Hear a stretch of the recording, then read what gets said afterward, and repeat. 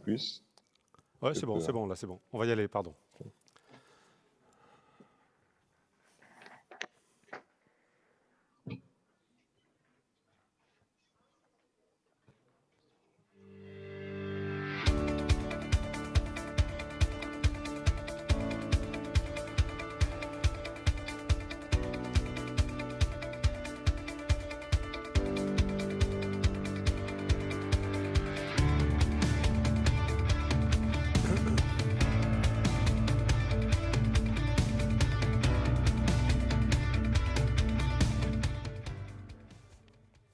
Eh bien, bonjour à tous et merci de nous rejoindre pour cette mobilisation générale pour le handicap. Nous devons tous réunir nos efforts pour passer à l'action et construire un monde du travail plus inclusif pour les personnes en situation de handicap. Cette conférence est aussi un autre défi que nous nous lançons à tous. Vous mobiliser, vous motiver et vous démontrer que la diversité est une richesse pour l'entreprise, que le recrutement de professionnels en situation de handicap à compétences égales est un atout majeur au service de la performance de l'entreprise, de la cohésion d'équipe. Et tout cela d'ailleurs dans un contexte où les formes du travail changent, où de nouvelles technologies, je pense à l'intelligence artificielle, émergent très fortement et nous invitent d'ailleurs à des transitions multiples. Mais aussi où l'entreprise devient acteur des transformations sociétales. Et avec Martin Richer, nous évoquerons les enjeux de RSE, les logiques aussi d'entreprise à mission. Voilà, ce défi, eh bien, nos invités ont accepté de le relever, de vous donner l'envie de tenter l'expérience, celle de la richesse de la diversité, de la différence, de ce que j'appellerais une utilité économique, sociale et environnementale augmentée au service de tous. Voilà, je vais vous présenter très rapidement, s'il vous plaît bien, nos invités, ceux qui se sont engagés dans ce défi. Je vous demande d'accueillir Sophie Cluzel. Merci madame, vous êtes secrétaire d'État auprès du Premier ministre en charge des personnes handicapées. Bonjour madame. Bonjour à tous et à toutes, ravi d'être avec vous pour ce beau sujet. Absolument.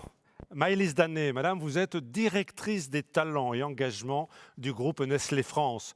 Bonjour Maëlys. Bonjour à tous, ravi d'être avec vous. Merci. Jean-François Dufresne, vous êtes ancien dirigeant du groupe alimentaire Andros et vous êtes promoteur en particulier d'un modèle d'intégration dans l'entreprise. Bonjour Jean-François. Alors, je ne vous entends pas. Bonjour à tous. Bonjour à tous. Merci, monsieur Dufresne. Jean-Marc Ribes, vous êtes président du directoire de la banque BPE, qui est la banque privée de la Banque Postale. Bonjour. Oui, bonjour à tous. Je ne sais pas d'ailleurs si on y reviendra, mais vous êtes aussi rocker, je crois, non? J'avais lu ça. Demandez à Madame la ministre, elle vous répondra. D'accord, ok. On aura peut-être l'occasion d'en parler. Alors, je vous propose peut-être de dérouler cette conférence, si vous voulez bien, en 3 temps. On peut se dire finalement que, depuis la loi de 2005, les choses ont beaucoup changé, elles ont évolué. L'idée même de handicap a progressé dans notre société. Il y a eu de nombreuses avancées. La GFIP a beaucoup travaillé dans ce sens-là. La loi de 2018 est là aussi pour parler maintenant d'avenir professionnel. Mais je voudrais qu'on évoque très très rapidement en introduction les résistances qui demeurent, ces blocages parfois très difficiles à cerner qui font qu'aujourd'hui, on est encore à 3,8% d'emploi de personnes handicapées. Une deuxième question, c'est ces chefs d'entreprise ont relevé le défi. Comment s'y sont-ils pris?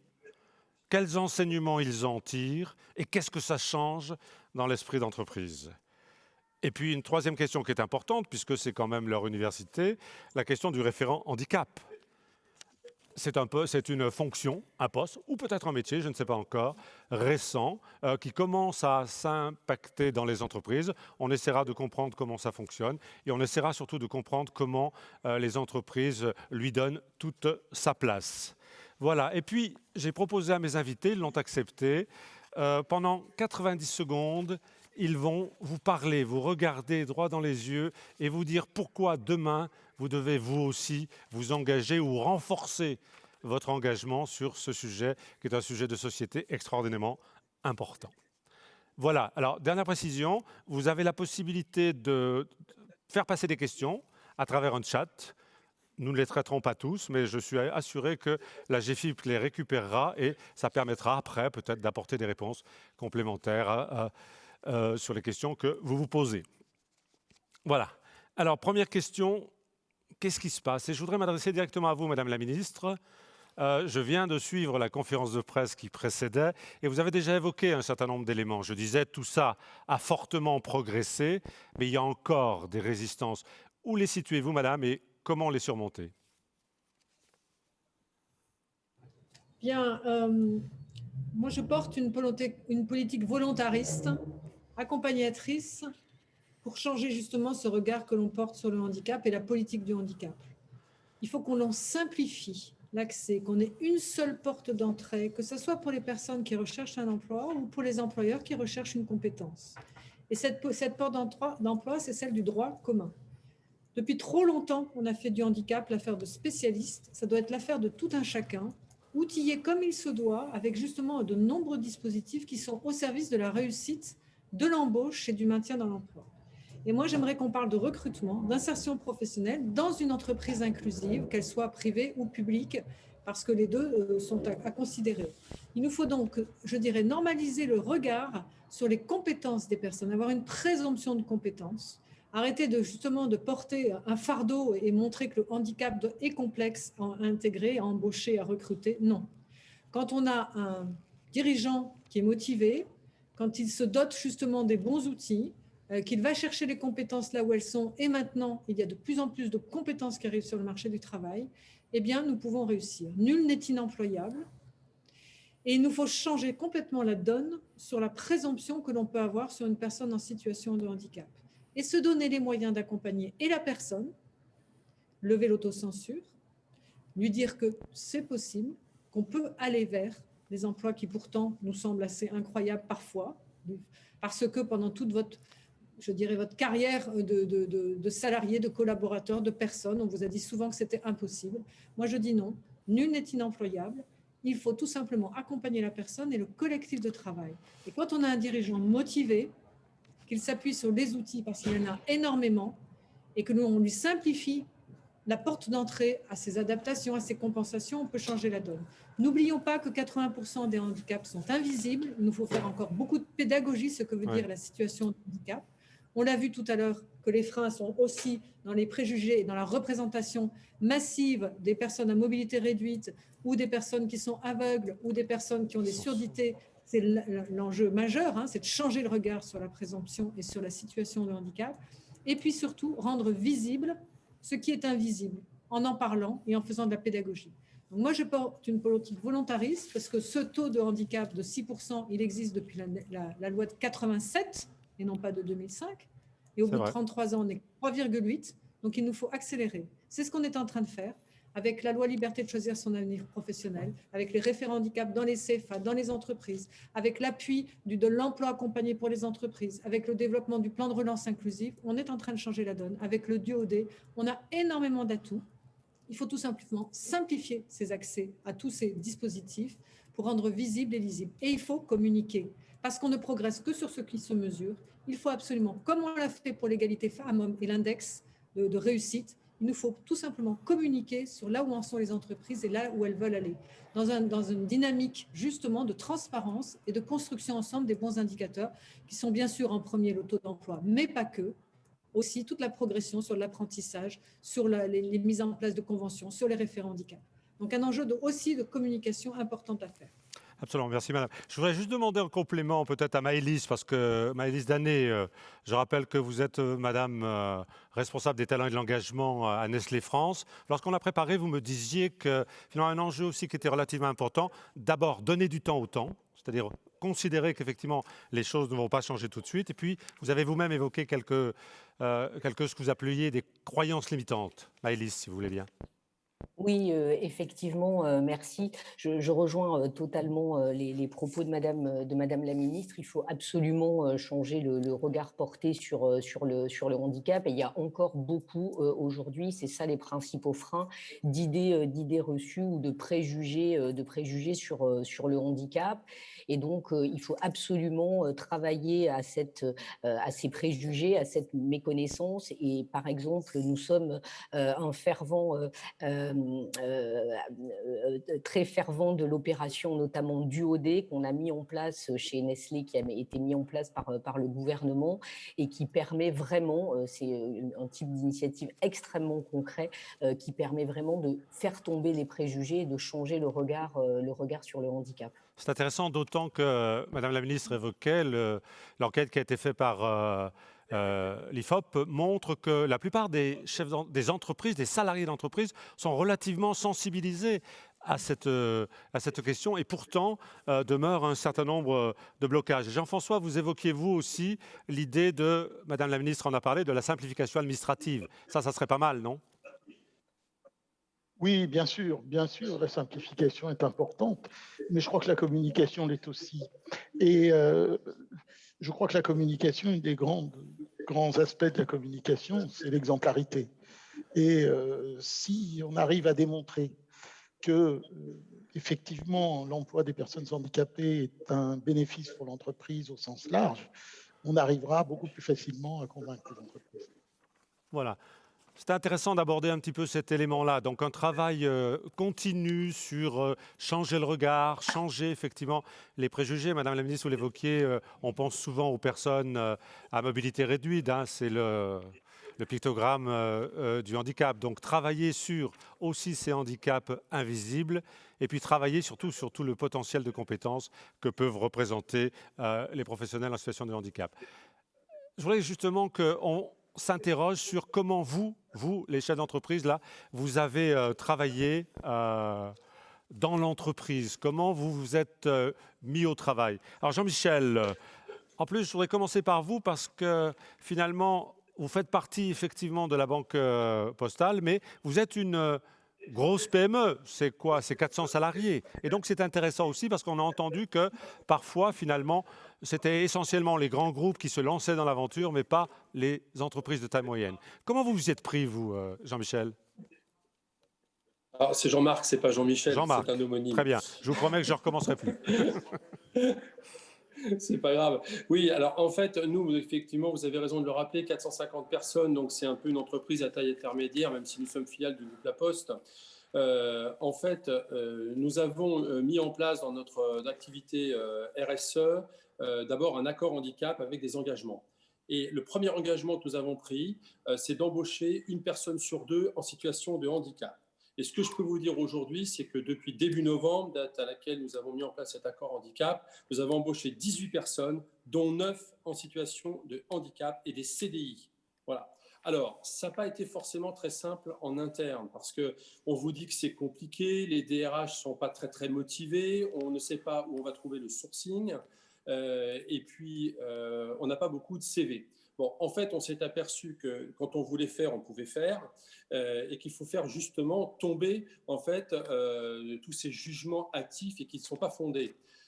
Nous avons pris un certain nombre de cabinets de recrutement qui sont spécialisés dans le handicap. Ce n'est pas toujours évident à trouver parce que nous avons un sujet sur les cabinets de recrutement, c'est que la plupart n'ont pas de sourcing. Voilà, donc il y a un vrai travail à faire avec les cabinets de recrutement. Ça, c'est la première chose. Après, il y a un vrai travail à faire au niveau des équipes. Quand le top management d'une entreprise a très envie de faire, il donne l'envie de faire. Voilà. Et donc, on s'est fixé aucune limite. Nous avons participé avec toutes les directions qui sont sous ma responsabilité. Et chaque personne aujourd'hui a pris cet engagement en disant une personne sur deux sera en situation de handicap. Et je voudrais bien insister sur ce qu'a dit... Oui. Mais comment concrètement? Vous avez un exemple concret? Sur ce qu'a dit Madame la ministre. Oui, c'est que 80% sont invisibles. Et on pense toujours aux fauteuils. Il n'y a pas que les fauteuils. Il y a aussi 80% invisibles. Et nous avons recruté des personnes qui ne sont pas en fauteuil. Ça se passe très bien. Et ça a apporté énormément de choses à nos collaborateurs. C'est-à-dire qu'il y a une bienveillance qui s'est installée. Ça se passe très bien dans les entreprises. Ces personnes en situation de handicap sont très motivées. Elles ont vraiment envie de faire. Et il y a eu une ambiance qui a changé même dans l'entreprise. Et moi, j'en suis ravi. Alors, j'ai une question là, par exemple, Jean-Marc, pour vous, qui pourrait être intéressante. Est-ce que, par exemple, vous avez eu, vous, l'occasion de recourir à un nouveau dispositif d'entreprise adaptée de travail temporaire? Est-ce que ça pourrait être, par exemple, une manière, finalement, de tester? Alors, c'est une manière de tester. Nous avons pris effectivement donc, en intérim un certain nombre de personnes, mais on ne s'est fixé aucune barrière. On s'est dit, on y va 1 sur 2. Voilà. Donc, cabinet de recrutement en intérim. On a pris également, on travaille beaucoup avec les ESAT également. Enfin, j'ai envie de te dire que c'est une politique totalement inclusive qui est rentrée dans notre RSE. Voilà. Alors, nous avons également embauché une personne en situation de handicap qui est assez connue, qui s'appelle Dorine Bourneton, qui est la seule pilote femme au monde de voltige.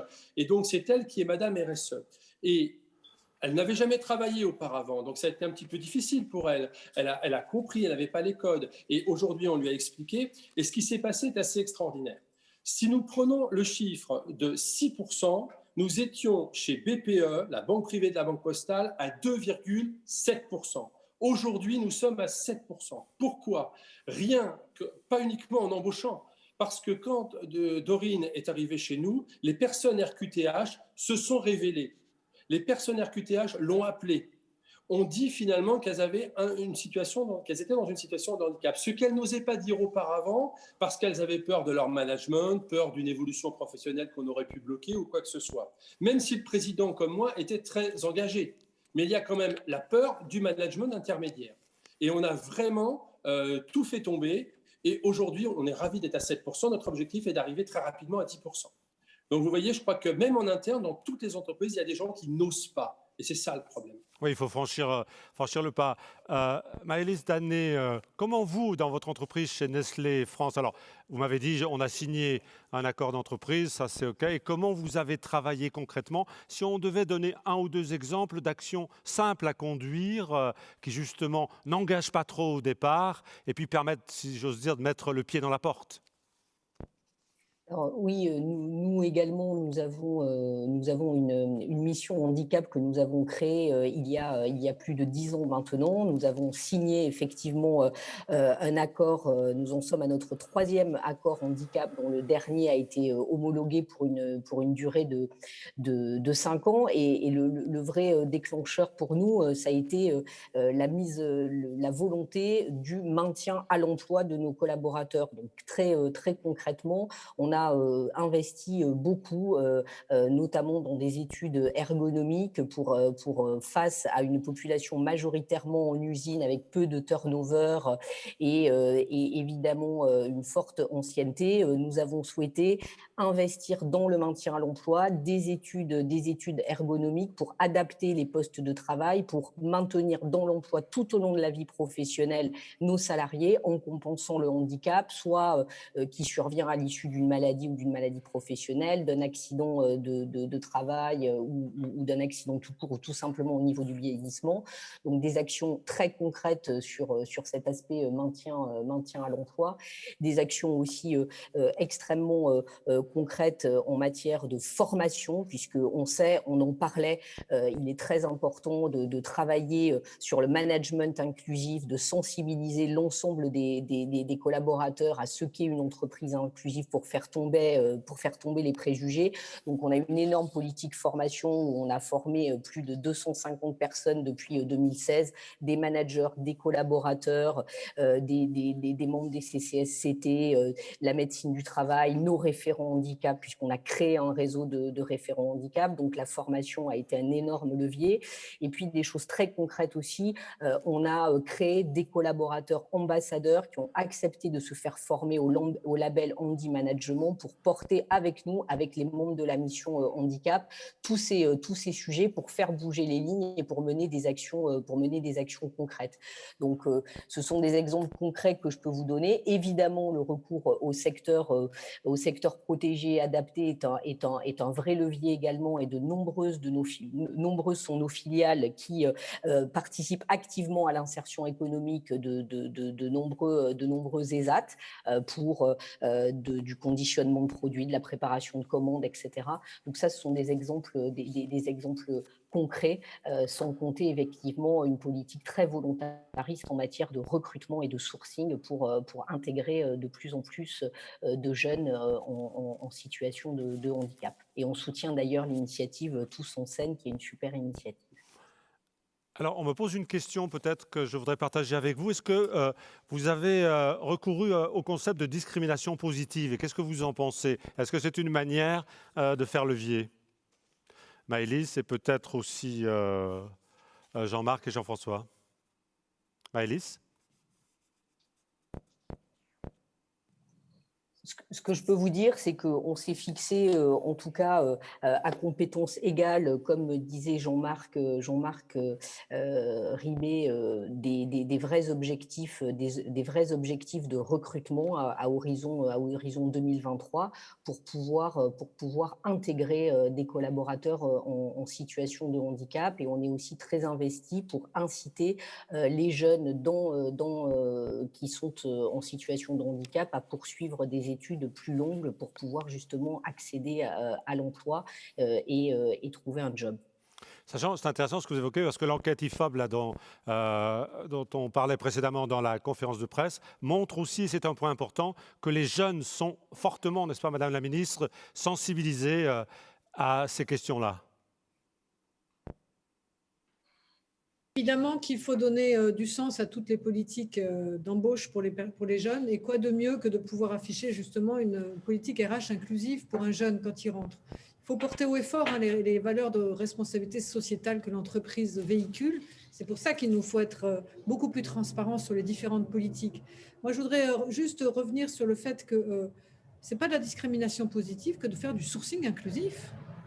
C'est tout simplement ça qu'il faut mettre en place, faire du sourcing inclusif. Comme l'a dit Jean-Marc très, très justement, il faut booster les recruteurs pour leur dire « je suis désolé, je veux que vous me proposiez des candidats et des compétences en situation de handicap ». Ce n'est pas dans les réflexes. Donc, c'est une demande forte de la part des employeurs qui doit amener justement à changer les pratiques et aller chercher des compétences en situation de handicap. Il y a des associations qui font un job excellent, Arpège, Tremplin pour ne pas les nommer, mais d'autres, Talentéo, etc. Elles sont nombreuses. Il suffit que ces recruteurs se bougent pour aller vraiment vers ceux qui ont des réseaux de personnes en situation de handicap compétences et des compétences à venir.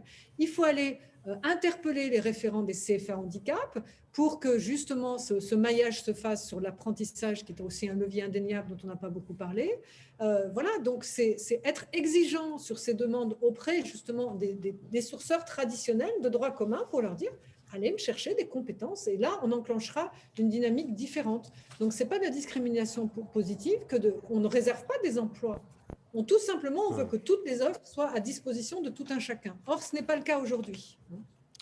Jean-François, je voudrais venir vers vous, si vous voulez bien, parce que d'une part, vous vous intéressez à justement un de ces handicaps invisibles et un de ces handicaps relativement a priori difficiles d'abord, qu'est la question de l'autisme. Et pourtant, vous avez fait un travail chez Andros lorsque vous y étiez, puisque 8 personnes atteintes d'autisme sont employées sur un site de production. Vous pouvez rapidement nous expliquer comment vous avez procédé ? Oui, c'est assez simple. On a effectivement, d'ailleurs, ce n'est pas 8, c'est 11, mais c'est 11 personnes maintenant qui sont engagées sur un site Andros, avec une volonté de faire une école de l'autonomie pour eux, car ce sont des êtres peu autonomes. Les autistes, surtout les autistes dont nous nous occupons, qui s'appellent des autistes, sont qualifiés d'autistes sévères. Ça veut dire, pour la plupart, non-verbaux et avec une déficience intellectuelle. Pourtant, il s'avère qu'on les a employés en CDI à mi-temps, que le reste du temps, on leur apprend les gestes élémentaires de la vie, de façon à ce que ce soit une véritable école de l'autonomie. Aujourd'hui, ce dispositif est jugé comme extrêmement positif, car il fait beaucoup progresser les jeunes, les entreprises. L'entreprise est extrêmement satisfaite de la performance des autistes, qui sont pourtant a priori parmi les plus inemployables. Et je reprendrai la phrase de Mme Cluzel qui dit « Nul n'est inemployable ». C'est la preuve absolue que nul n'est inemployable. Si on prend des autistes sévères et qu'on les emploie avec succès, car ils sont plus productifs que les travailleurs ordinaires dans les tâches qu'on leur confie. Ils sont employés, ils sont en milieu ordinaire et ils remplissent des tâches qui sont, quand ils ne sont pas là, remplies par des salariés je ne veux pas qualifier d'ordinaire, mais que je qualifierais de neurotypique, pour reprendre l'expression de l'autisme. Alors peut-être une question, Monsieur Dufresne.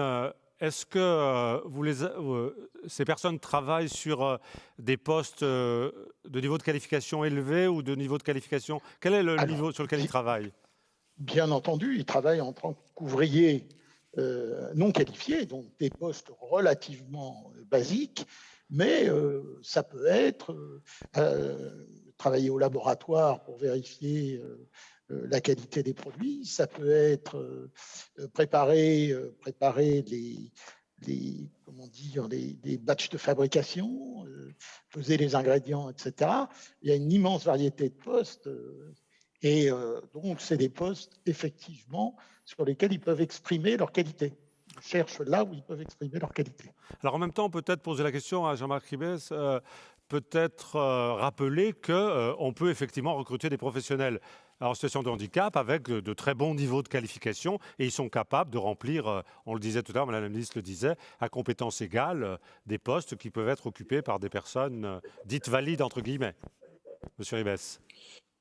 Oui, tout à fait. Écoutez, en fait, nous avons embauché des personnes à tous les niveaux de la banque parce que j'avais entendu dire par des cabinets de recrutement qu'il était compliqué d'embaucher des personnes en situation de handicap dans la banque privée, ce qui m'avait fortement surpris et fortement agacé, comme vous pouvez imaginer. Nous avons prouvé le contraire. Nous avons embauché des personnes à la direction des risques dans une banque qui est quand même une direction compliquée d'un haut niveau, avec des personnes qui avaient des bacs plus 2, des bacs plus 3, des bacs plus 4 et des bacs plus 5. Voilà, parce qu'encore une fois, le handicap survient souvent dans 80% des cas pendant la vie professionnelle. Donc ce sont des personnes qui ont fait des études. Souvent on entend dire « Ah bah oui, mais les personnes handicapées n'ont pas fait d'études ». Ce n'est pas vrai. Parfois c'est vrai, parfois ce n'est pas vrai. Mais vous savez, Dorine, je l'ai embauchée par exemple, elle n'a jamais fait d'études.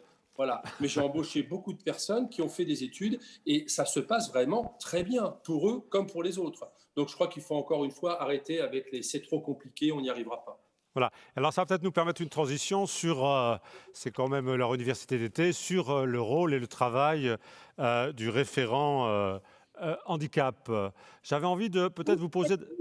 Oui, madame, je vous en prie, madame la ministre. Je vais compléter avant qu'on passe aux référents handicap qui sont un maillon essentiel. Et ça n'a pas été prononcé, c'est tout le job coaching, l'emploi accompagné qu'on met en place. Aujourd'hui, on a encore ajouté 15 millions. Qu'est-ce que c'est? C'est une prestation gratuite pour l'entreprise, pérenne dans le temps, avec des spécialistes d'un type de handicap pour justement que le manager soit dans son rôle de manager et pas dans son rôle d'adaptation et de compensation sur les différents troubles qui peuvent exister. On n'en fera jamais un spécialiste, l'employeur. On est dans le milieu ordinaire, dans le droit commun de travail. Pour autant, certains types de handicap, et Jean-François l'a très bien dit sur l'autisme, là on est au degré complet de l'accompagnement, de cette école à l'autonomie en étant accompagné plus dans les gestes de la vie quotidienne, insertion professionnelle, sociale, etc. Mais certaines personnes ont besoin d'être accompagnées. Ça s'appelle du job coaching. Comme on a inventé l'école accompagnée avec les auxiliaires de vie scolaire, là, ça parle beaucoup plus au grand public, eh bien, on est en train d'inventer aussi l'emploi accompagné avec des job coaching et je vais vous donner 2-3 exemples concrets. Sur une personne, par exemple, qui est bipolaire, qui a un handicap psychique invisible, elle peut avoir des variations dans son efficacité. Eh bien, son maintien dans l'emploi va pouvoir être justement accompagné par un job coach. Nous avons des spécialistes sur le Clubhouse, Messidor, pour ne pas les citer, beaucoup d'entre vous les connaissent, qui sauront justement accompagner la personne et le collectif de travail à travailler avec une personne différente dont les troubles peuvent avoir un impact au quotidien sur son activité professionnelle. Donc, c'est un vrai levier gratuit pour l'entreprise, financé par l'État et la GFIP et le FIPHFP. Ne vous en privez pas, c'est en plateforme avec tous les types de handicaps représentés. Il faut qu'on le donne à connaître et à savoir parce que c'est un vrai levier en même temps d'accompagnement à l'emploi, mais surtout de maintien dans l'emploi, surtout en cette période justement de crise économique. Donc faites-le connaître massivement, Job Coach. Alors, précision, Madame la Ministre, vous l'évoquiez, d'ailleurs, la GFIP fait ce travail d'accompagnement parce que souvent, peut-être, le chef d'entreprise ne sait pas trop où s'adresser. Il peut s'adresser aussi directement à la GFIP. Non, ça n'a rien à voir. Non. La GFIP, la GFIP, elle travaille sur une politique inclusive, une mise en place de plans d'action. Là, je vous parle de personnes qui sont à côté, qui sont identifiées comme telles.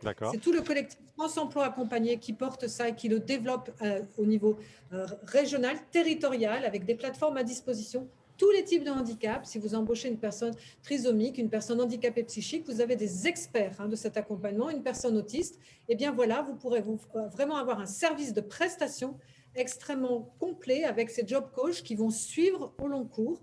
Selon l'intensité du besoin d'accompagnement, ça peut être les 2 premiers jours de mise en place de la personne, et puis elle se retire et elle revient. C'est réactivable autant que de besoin. C'est l'emploi accompagné qui existe depuis 2016 et que nous démultiplions en ayant rajouté justement 15 millions. Donc, c'est 2 missions différentes. La GFIP, elle est là pour porter une politique. Et là, je vous parle de personnes qui peuvent rentrer dans l'entreprise et accompagner les adaptations indispensables.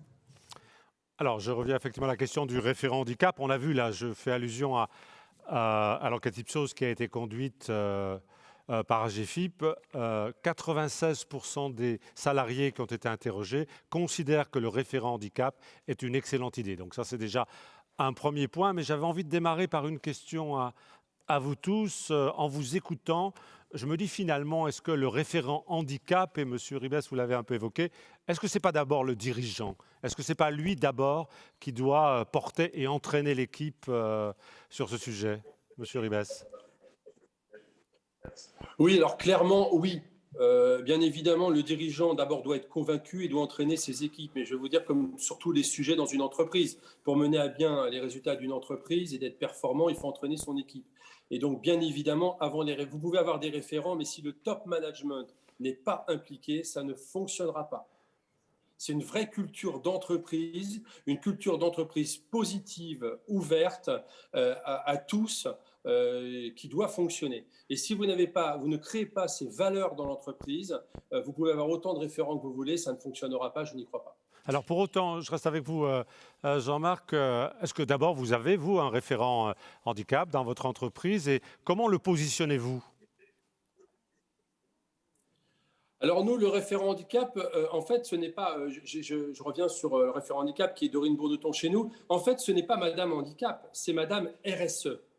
Elle s'occupe du RSE de la banque, c'est-à-dire dont le handicap. Donc nous ne l'avons pas cantonné à un rôle de référent handicap uniquement. Elle s'occupe du niveau de l'empreinte carbone, elle s'occupe de la positivité des produits et des services de la banque, et elle s'occupe de la parité et de l'inclusion, mais pas uniquement du handicap.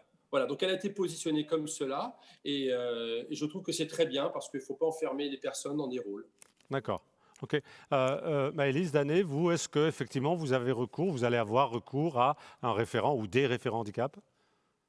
Alors, on a déjà des référents handicap depuis de très nombreuses années. On a une trentaine de référents handicap, à savoir 1 à 2 dans chacun de nos sites de production. Mais je vous rejoins complètement et je rejoins complètement Monsieur Ribes. Le premier référent de l'entreprise, c'est véritablement la direction générale, parce que si on veut faire bouger les lignes, c'est au plus haut niveau de l'entreprise que ce doit se situer. Je peux dire que chez Nestlé, en tout cas, le top management est extrêmement investi dans la politique handicap, qui est un des piliers de notre politique RSE et de notre politique sociale. Nous avons par exemple créé très récemment un comité exécutif diversité et inclusion qui adresse tous les piliers de la diversité et inclusion, handicap en premier lieu, mixité femmes-hommes, accueil et inclusion des personnes LGBT, lutte pour l'égalité des chances, etc., etc. Et chaque membre du comité exécutif sponsorise un des piliers de notre politique en handicap pour porter les sujets et pour aider ensuite des comités opérationnels, dont le comité opérationnel handicap, à mettre en place sur le terrain des actions pour concrètement avancer en matière de recrutement, de maintien à l'emploi, formation, etc. On a vraiment créé de façon très volontariste une gouvernance diversité et inclusion. Et un autre exemple très concret, c'est que dès novembre 2021, pour l'opération du OD, c'est tout notre comité exécutif qui va participer personnellement à cet événement, sans compter la volonté qu'on a eue de signer le manifeste de l'inclusion. Voilà, merci. C'est vrai que le temps passe très très vite. Juste très rapidement, peut-être, Madame la Ministre, en 1 ou 2 minutes, si vous voulez bien. J'ai une question. Quelles sont les qualités d'un référent handicap? Comment on peut cerner ce profil rapidement? Et puis, je demanderai à Martin Richer, pardon, on n'aura pas le temps de faire le pitch, mais je demanderai à Martin Richer de conclure nos échanges. Madame la Ministre. Alors, Moi, j'avais même une suggestion, si on renommait nos référents handicap les référents talent et engagement, comme Madame chez Nestlé l'intitule. Je trouve que ça serait un joli clin d'œil de promotion de cette présomption de compétences sur les personnes que l'on porte. Non, le référent handicap est un maillon essentiel. Hein. Il démarre, c'est quelque chose qui est porté par la loi qui commence à être en application. C'est indéniable. On a aujourd'hui près de 25% des entreprises concernées, c'est-à-dire celles qui ont plus de 250 salariés, à peu près 6500 entreprises. Aujourd'hui, on est à peu près à 25% de mise en place de référents handicap. Mais je ne suis pas sûre du chiffre parce que tout le monde ne se déclare pas. Hein. Comme l'a dit très bien Jean-Marc Ribes aujourd'hui, par exemple, Dorine Bourneton, elle est référent handicap en interne. Elle n'est pas déclarée comme telle. Elle est en charge de la diversité, de la RSE, etc. Donc, je pense qu'il y en a beaucoup plus. Mais pour autant, ce n'est pas nommé qui va faire la politique. C'est vraiment d'abord la position dans l'organigramme, très importante. L'engagement, bien sûr, du chef d'entreprise, mais ça a été dit. Et puis, qu'est-ce qui est mis en place comme plan d'action visible? Et là, on a des leviers. Et c'est tout l'enjeu du rôle de la GFIP, c'est de pouvoir, grâce au référent handicap, avoir une porte d'entrée plus identifiée pour mettre en place un vrai plan d'action sous la forme de convention, où on a un chemin de progression qui est important. Parce que c'est le cheminement pour donner du sens collégialement à l'ensemble des collaborateurs, vraiment de toute l'entreprise. Et c'est ce qu'a vécu Jean-François chez Andros, hein, c'est-à-dire que tout le dialogue social a été complètement embarqué. Moi, quand j'ai rencontré les syndicats, quand je suis allée voir, c'était une fierté collégiale de porter cette politique. Donc, il faut le mettre dans le dialogue social et le référent handicap, il faut qu'il soit mieux connu, qu'il soit identifié comme aussi personne ressource, mais porte d'entrée d'un dialogue possible et pour les personnes en situation de handicap, pour leur permettre aussi de déclarer leur situation, pour que les compensations et les adaptations soient mises en place et que du coup, ils soient bénéficiaires d'une mise au travail et, je veux dire, la plus opérationnelle possible pour eux comme pour les autres. Et donc, tout l'intérêt, c'est ça, c'est de visibiliser les personnes ressources au sein de l'entreprise. Voilà, merci Madame la Ministre. Pardon Martin, il ne va pas vous rester beaucoup de temps. On a à peine 4 minutes. Est-ce que vous avez écouté, est-ce qu'il y a quelques fils rouges finalement qu'on peut tirer? Oui, bien sûr, et merci des témoignages que vous avez apportés parce que ça donne finalement de la chair et du muscle à une question qui est difficile. Un premier enseignement que je tire, c'est que quand on travaille la matière humaine, on agit forcément sur le temps long et en se faisant un allié du temps long. En gros, la question du handicap, ce n'est pas un truc de sprinter, c'est plutôt pour les coureurs de fond parce qu'on travaille sur les représentations, on travaille sur les convictions. Et pour ça, il faut toujours du temps. Et donc, c'est la raison pour laquelle je ne suis pas étonné que 96% des répondants à l'enquête Ipsos, comme ça a été dit, pensent que le référent handicap est une bonne idée parce que le levier du référent handicap permet de travailler sur la durée, permet justement d'accompagner les dirigeants et les managers au long cours. Ce n'est pas un one-shot, ce n'est pas juste un coup d'épée dans l'eau. La deuxième chose, c'est que je pense que vos interventions, et peut-être plus particulièrement celle de Madame la Ministre, ont rappelé quelque chose qu'on a trop tendance à oublier en France, ce beau pays, ce vieux pays de droit romain qui croit beaucoup à la loi et qui en produit beaucoup. La loi ne peut pas tout. Et effectivement, on a rappelé que la loi est de 87, la loi du 10 juillet 87, c'est elle qui prévoit les 6%. Eh bien, aujourd'hui, on est loin de cet objectif. Ça fait maintenant donc plus de 35 ans que la loi existe et pourtant, dans le privé, on en est à 3,8%, donc encore un peu loin des 6%. Et ce qui est plus alarmant encore, c'est que le secteur public ne s'applique pas à lui-même ce qu'il demande aux entreprises privées, puisque sur les 3 versants du public, la fonction publique d'État, hospitalière et territoriale, on est à 5,5, donc on n'est toujours pas aux 6%. Donc la loi ne peut pas tout et c'est d'abord l'action des hommes et c'est la raison pour laquelle j'ai beaucoup apprécié vos 3 témoignages d'entreprises, Nestlé, BPE et Andros, qui sont tous les 3 très, très différents mais qui convergent vers l'idée d'actionner des leviers. Alors au travers de ce que vous avez dit, et là il s'agit presque finalement de la boîte à outils du référent handicap, moi je vois les 4 leviers qui sont efficaces, les 4 leviers qui marchent pour permettre une meilleure insertion du handicap. D'abord, ça surprendra personne, vous l'avez tous dit, l'engagement des dirigeants, il est absolument indispensable et encore une fois, les 3 témoignages le montrent, le mettent en avant. Et pour ça, il faut sans doute qu'on fasse des progrès pour passer de l'obligation à l'envie, pour donner envie aux dirigeants, comme vous l'avez fait vous, mais aux autres dirigeants qui ne sont pas encore, eux, convaincus, de passer à l'action. Il faut poser des questions concrètes. Pourquoi SAP, premier éditeur de logiciels européen, embauche des centaines, je dis bien des centaines, de travailleurs autistes pour fabriquer son logiciel, pour développer et pour débugger ses logiciels? Peut-être parce que quand on est handicapé, on a des compétences, et on a des compétences qui parfois ont été développées pour compenser son handicap. Et par exemple, il se trouve que les autistes, d'après la DRH Monde de SAP qui intervient souvent sur la question, ont développé des compétences qui les rendent extrêmement performants dans le développement des logiciels. Est-ce que ce travail a été fait pour tous les types de handicap? Est-ce qu'il est suffisamment connu des dirigeants? Je peux vous assurer que non. Moi, mon métier, c'est d'accompagner les dirigeants. Je fais ça toute la journée. Je travaille aux côtés de dirigeants, plutôt de grandes entreprises, mais aussi de petites. Et je constate que non, cette connaissance n'est pas en général arrivée aux oreilles de dirigeants, ou en tout cas pas tous. Donc c'est extrêmement important.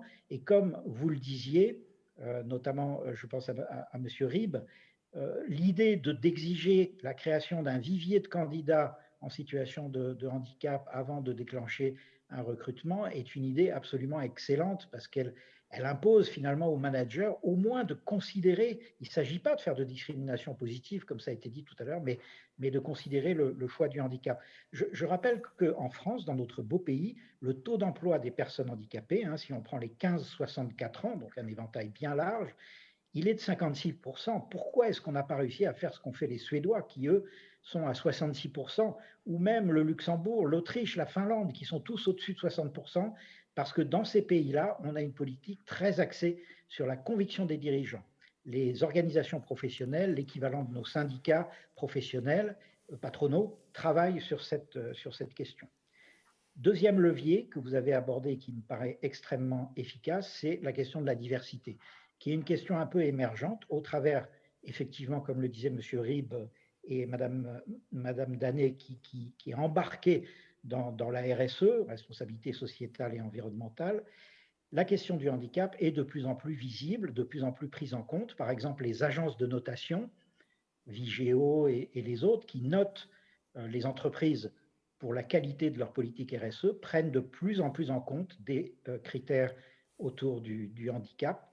Les labels, le label Lucie et d'autres labels professionnels, prennent eux aussi de plus en plus en compte le handicap. Donc on a bien avancé. Et puis plus récemment, avec la loi Pacte, les sociétés à mission, dont certaines ont fait l'effort de prendre la notion de société inclusive, d'entreprise inclusive, ou bien la notion de care, de soins, d'attention portée aux autres, au cœur de leur mission, et qui donc sont capables de montrer qu'elles peuvent porter cette mission sur le long terme sans pour autant laisser tomber la lucrativité et la génération de bénéfices. Donc voilà des leviers qui sont un peu nouveaux, mais qui peuvent être extrêmement efficaces. Troisième levier majeur, c'est le management. Madame Danet a parlé de croyances limitantes, c'est très juste. C'est les stéréotypes, les préjugés. Plusieurs d'entre vous ont mentionné ce pictogramme du handicap qui nous représente le handicapé comme quelqu'un qui est sur une chaise roulante. Un laboratoire universitaire a fait l'expérience de demander à un échantillon très large de managers quelle est, à votre avis, la part des personnes qui sont en fauteuil roulant dans les personnes en situation de handicap en France. Le résultat, en moyenne, c'est 12%, alors que la réalité, elle, est à 2%. Donc, vous voyez, on exagère. Les représentations nous font déformer à un point extrêmement fort, puisqu'on est 6 fois au-dessus de la réalité. On déforme les efforts qu'il y a à faire pour s'adapter et pour adapter un poste ou pour adapter les compétences d'une personne pour être insérée dans l'emploi. Et un dernier levier, si vous voulez bien, Monsieur Richer, un dernier levier. Absolument. Merci. La question du management est essentielle. Et puis enfin, peut-être la question de l'innovation, qui est également extrêmement importante. Plus on avance, plus l'innovation passe par les usages et plus la question du handicap est utile et intéressante. La recherche universitaire, tous les travaux académiques qui ont été faits sur la question sont extrêmement clairs. Plus vous augmentez la diversité dans un groupe humain, hommes, femmes, handicap, valides, origine professionnelle, origine géographique, plus vous accroissez la diversité, plus vous accroissez la performance de ce groupe humain. Et on a notamment des recherches extrêmement importantes, intéressantes, qui ont été faites par Rick Donovan, qui est un Canadien, un chercheur canadien un peu spécialisé dans ces questions-là, qui a pris un portefeuille d'entreprises, alors canadiennes, mais des entreprises qui ont la particularité d'avoir un pourcentage important dans leurs effectifs de personnes handicapées. Il compare les performances de ce portefeuille d'entreprise à un portefeuille équivalent qui, eux, n'ont pas spécialement fait d'efforts sur le handicap, mais un portefeuille équivalent d'entreprises de même taille, même secteur d'activité. Et qu'est-ce qu'il constate de façon très nette et statistiquement évidente? Eh bien, le portefeuille d'entreprises favorable au handicap surperforme à la fois en croissance des ventes et en profitabilité. Donc, pour terminer, je pense que le boulot des référents handicap, et c'est un beau travail extrêmement important, c'est justement d'arriver à actionner au bon moment et vis-à-vis des bonnes personnes chacun de ces leviers pour faire en sorte que être handicapé ne soit plus un problème dans l'entreprise. Très bien, merci Monsieur Richet. Je crois qu'on peut conclure en se disant que finalement toutes les conditions sont réunies pour que les professionnels en situation de handicap puissent trouver leur place dans l'entreprise. Merci à tous pour vos témoignages. Je voudrais aussi remercier les interprètes qui nous ont permis, grâce au langage des signes, de permettre aux personnes malentendantes ou sourdes de nous écouter. Voilà. L'aventure continue sur cette université des référents handicap et je vous souhaite une bonne fin de journée. Au revoir. Merci, au revoir.